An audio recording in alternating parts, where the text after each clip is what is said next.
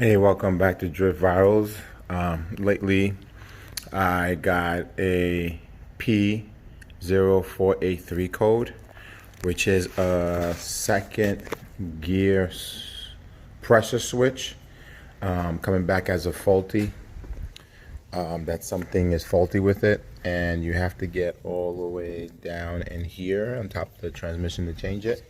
About 2 years ago, I had a pressure switch, third gear pressure switch, which was easier fix. We could just get underneath the vehicle and get to the transmission on this side and switch it. But this one, we have to remove some parts to get to the top of it, and I'm going to show you some of you guys how to do that. This is a genuine Honda part that I purchased. It took about 2 days to come in. This is the code that you would need for the part in case you guys need it. It's 28600 RC004. I ordered it from Honda Florida Parts, and it came in like 3 days. I tried to get it from the dealer, but the dealer tried to charge me $143 from it. But a Honda, they got it for around 55 with tax, almost close to 60. So I would order it from them if possible. This is the code I was telling you guys that I got. It says P0843, transmission fluid pressure switch, A circuit high. Transmission fluid pressure sensor switch circuit. And these are the parameters that go with this switch.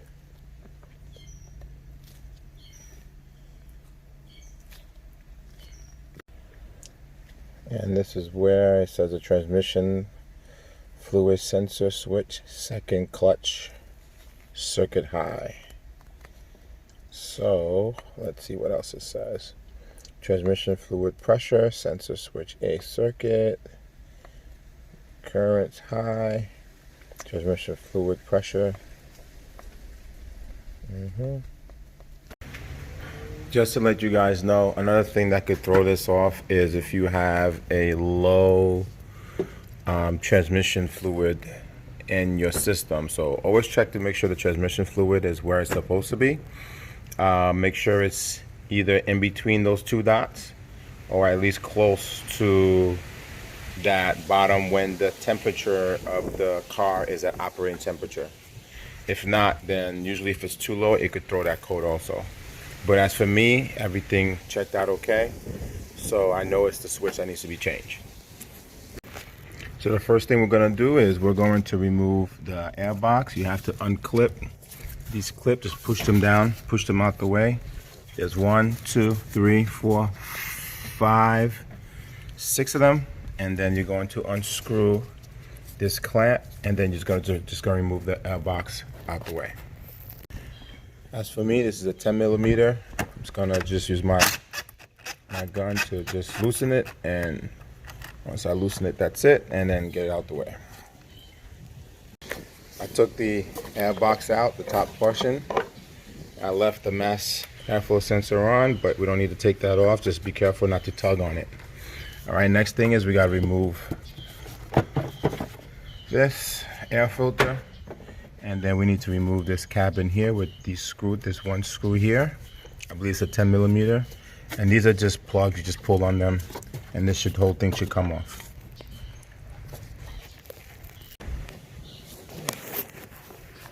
There's also a 10 millimeter on the side of the box that you need to remove, and then from there you just pull this off and it should pop right out. All right, you may have to use a screwdriver to get this rubber piece a little bit to back off the bottom of the air box so that you could remove it, because who knows, this probably hasn't been moved since the car's been made, so it probably could be stuck in there a little bit. So just maneuver this and get in between those little creases Be careful not to puncture this, because you're gonna throw a coat of air, or stretch it. Just move it back slightly. So now from the air box area being removed, it was a little stubborn getting this off.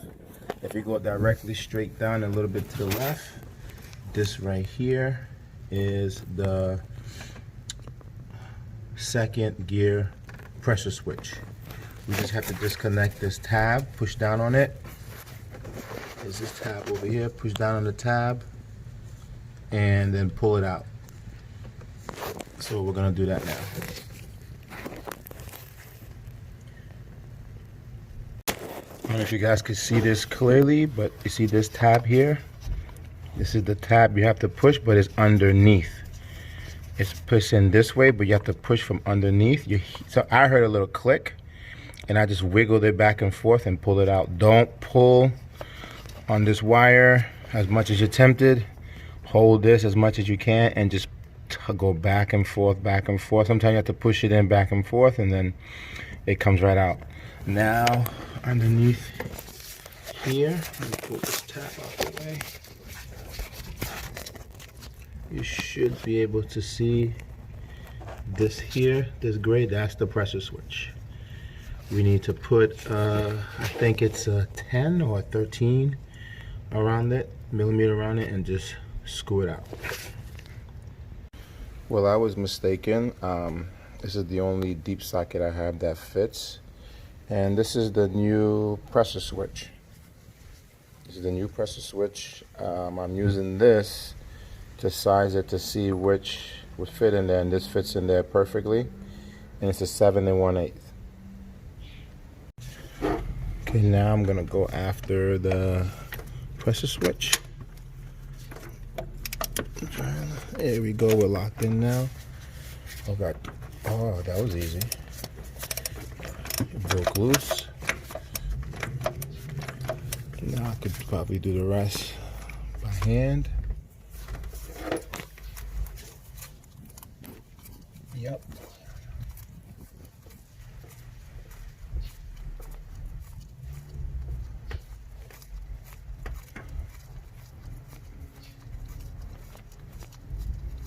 A few more turns and here we go.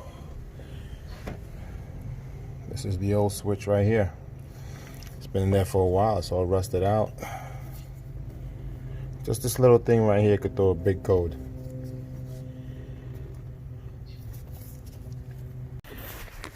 Here's a comparison between the two.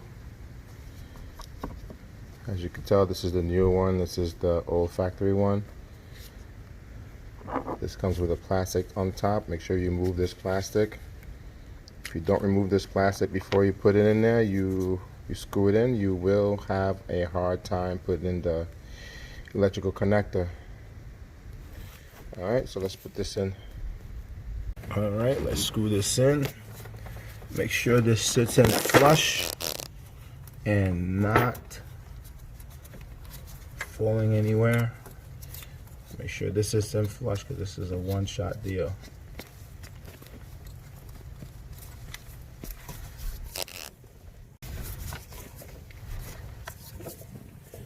Try from a different angle. There we go. I can see better from here.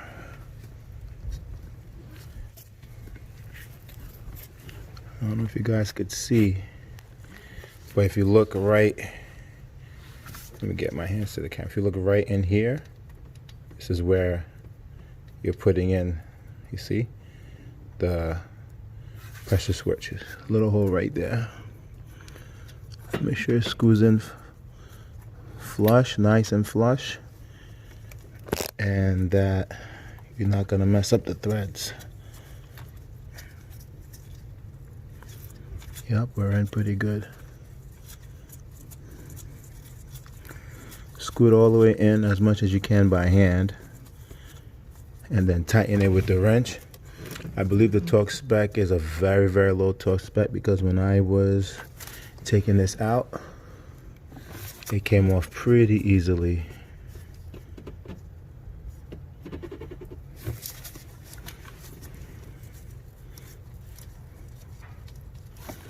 I just want to be able to tighten it just a little bit.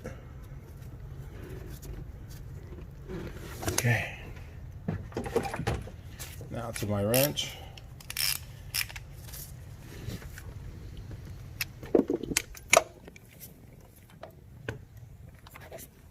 screw in.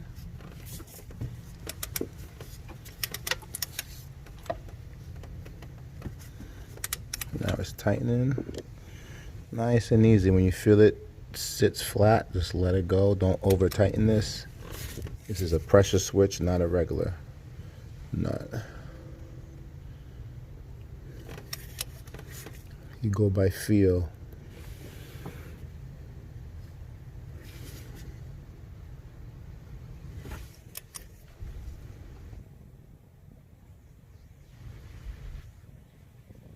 Right there. When it feels like it's getting really tight, then that's it. Stop. Just like your own torque wrench, you just go up to where tightness and then just a tiny bit more and then leave it. That's it. Try to put the connector back in. Now you take your blue connector and you need to look to see if the tab is up, because if that little tab is sticking up, I don't know if you guys can see that from here. It's really tough to see. You see, I don't know, see that little tab? There's a little tab, a little groove here. Make sure you line it up with this top sticking up, because you need this clip to connect into it. So many times people, they don't put it in correctly and they could jam up any of these little wires in here. So be sure you connect it with that tab sticking clip. Make sure you get a little click action. Okay, let me set the camera down. All right, let's go for it here.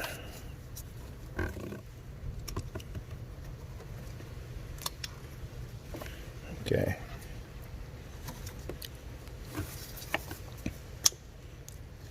I hope you guys heard that click. And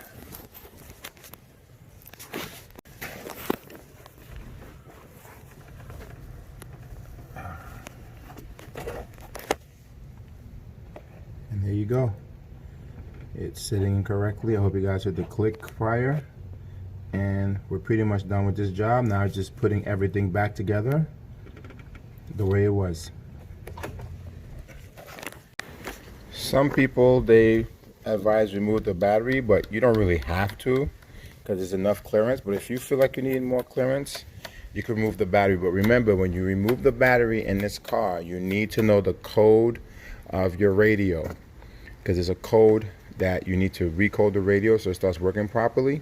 But if you don't know that code, you're going to go through a pretty hard time trying to get it. You got to call the manufacturer. You got to call the dealership, sorry. The dealership has to know your VIN number. They got to look you up, look up the code, and try to give it to you. And sometimes the code won't work. You have to do some kind of backdoor system or trial in order to get the radio to start working again. First, well, I decided to clean this bottom airbox as much as I could, but clean it as much as you can and then place it back in the position that it came in. But be sure to line up the screws the way they should be. Make sure this air vent sits in properly into the tube. The tube goes into the air vent properly, and also that the grooves are in properly also. Sometimes this is very finicky to put in. It takes a little tugging at times. There you go, it's getting in there. Make sure it goes all the way in. Once the seams line up, start pushing in and the tabs in to the grooves. Like for example, this here has a rubber groove that goes in between this tab here, and there's another one on the bottom. Make sure it sits flat. You're gonna hear like a little clip when they go in. Over here by this little groove, or let's just say this knob here, I ran into an issue where this rubber did not come off with the bottom of the air box, so I took it off, and this is supposed to go into here in between these two notches here. But for some reason it's not going in, so I'm going to do it in reverse, and because we need this airbox to sit properly. If it doesn't, then we're gonna get noises and we don't know exactly where it's going through. So I need 2 hands to do this, so I'll do this off camera. Okay, how I got this back on was I was trying to go through this groove. It's not, just push it up through the bottom, and then now push it through the top here, and you should be able to get this in. But like I said, I pushed this through the bottom for it to come through. Now I'm gonna try to put this into the hole here, and hopefully this goes in. All right, this is in. I had to wiggle back and forth, apply pressure down, make sure you're not breaking the plastic, and fit right in. Perfect. Now we know this is not going to go anywhere. We just have to screw this screw in and screw the screw that went in here. I'll do that again off camera. As you guys can see, this is in. Now we just need to take the filter, put the filter on top, and then put in the top of the airbox. Just in case you're not too sure exactly how the filter goes in, there's usually an arrow on the side that tells you this filter fits this way. So if you put it on the other way, it's not gonna work. So make sure, or if not, the longest part down, the shortest part up. Filter's in. Now you take the box, top of the box, put that on top. Now you make sure you line this up. You put this in the hole. You see this groove must fit into this groove.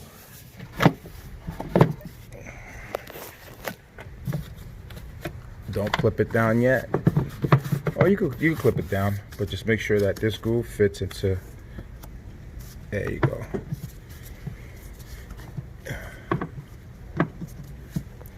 And now you start to clip them down. I start in the back, clip them in.